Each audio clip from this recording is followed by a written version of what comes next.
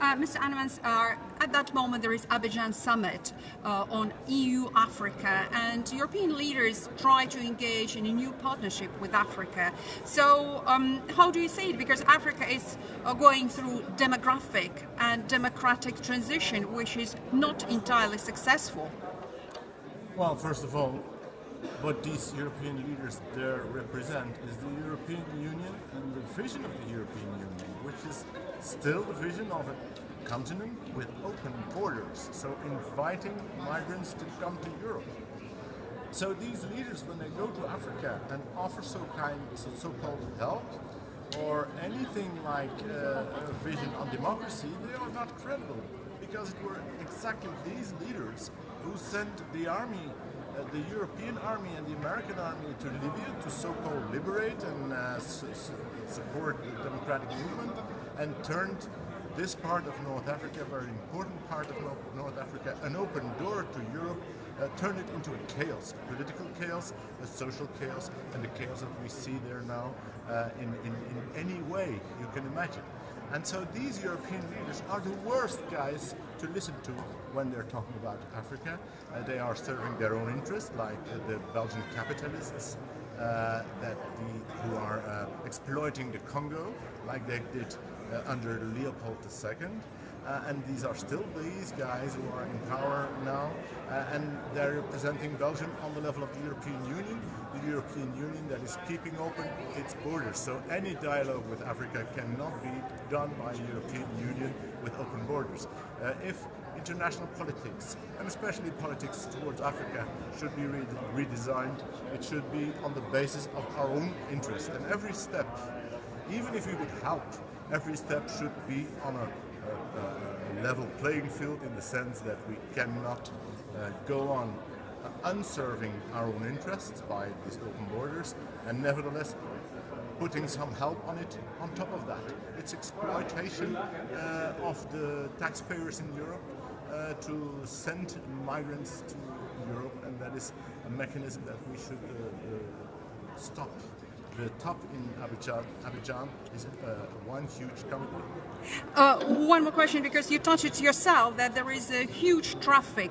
There are plenty of traffickers in Africa, and nowadays specialists in criminality, experts say you are never more than 2 conversations away from a trafficker. So how to stop it, how to help Africans to arrange life on their own continent, because we can't, I suppose, support all Africans, because with the natality they have, 8 children per woman, by the end of this century, the entire planet will be an African planet.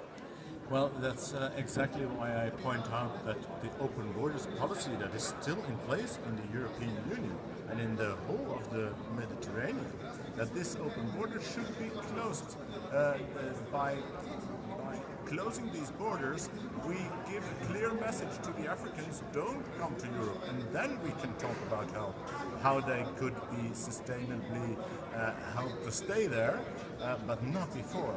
If we are going to combine the actual EU policy with help to Africa, then we are only going to promote migration to Europe, to enhance migration to Europe, and turn even Europe into a chaos, and not only Libya. Your country was also touched by terrorism, as many others, and now is hardly any terroristic organization in the world that is not represented in Libya, because it's entirely invaded by terrorists.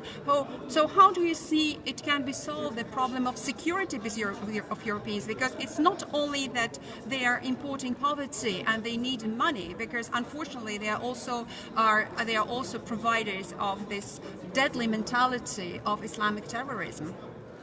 Well, there again, my message is you should voice a clear message. In Islamic terrorism, like we saw it here in Brussels, was duly connected to the fact that we have extremist Islamism here in Brussels, and that we are growing it, homegrown Islamic terrorism, that we are growing it here on our territory because we have no clear message about it. The message that Muslims received up till now is: come to Europe, do as if you are at home, and do what you like. Your religion is respectful. your religion will be respected by the European Union and by our governments. And these messages have resulted into this extremism. So the clear message of politicians in power at the European side should be stay away if you're an Islamic extremist, and if you want to be respected as a Muslim, you should integrate, not only integrate, assimilate into our culture and our values, and that's not the message that Muslims got the last 30 years.